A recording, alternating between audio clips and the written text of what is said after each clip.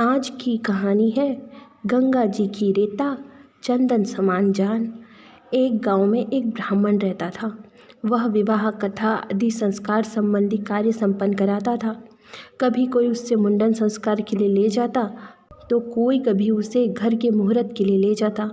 उसकी पंडिताई कम चलती थी, इसलिए उसके घर का गुजारा नहीं हो पा रहा था।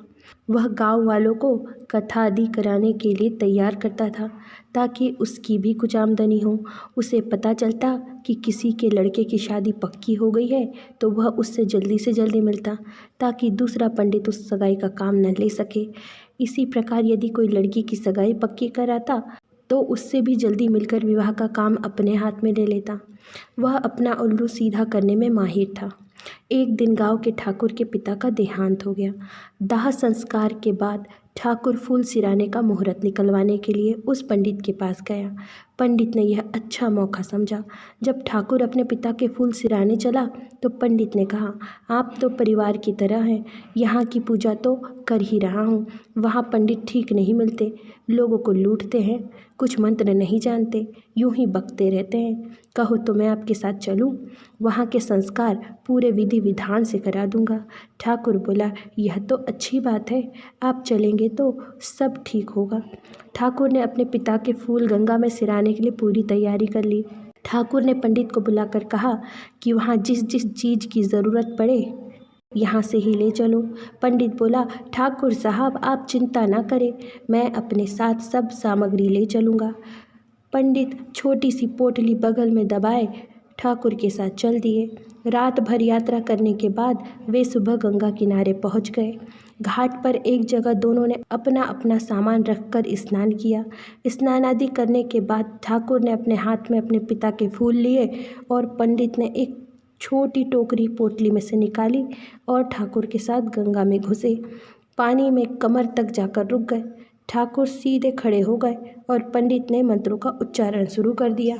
तिलक लगाने का जब समय आया तो पंडित जी टोकरी का सामान इधर से उधर करने लगे। जब पंडित को टोकरी में चीज़ें ऊपर नीचे करते हुए कुछ देर हो गई तो ठाकुर ने पूछा, क्या ढूंढ रहे हो? पंडित ने कुछ नहीं कहा और एक डुबकी लगाई। पानी के नीचे से पंडित हाथ में रेता लेकर निकले। ठाकुर ने पूछा कि हाथ में क्या है? ठाकुर पूरा बोल भी नहीं पाए थे कि पंडित जी ने उसी रेता से ठाकुर के तिलक लगाते हुए कहा, गंगा जी की रेता चंदन समान जान। ठाकुर थोड़ा गुस्से में आ गए, लेकिन पंडित को जाहिर नहीं होने दिया। मन में सोचने लगे कि पंडित बहुत घटिया है, चंदन की डिबिया तक नहीं लाया और मुझसे कह रहा है कि मैंने सब देख लिया, सब सामान है। विचार टूटते ही तुरंत ठाकुर बोला, हो गया पूरा, चले? पंडित जी बोले, ठाकुर जजमान दक्षिणा तो दो, तभी तो संस्कार पूरा होगा।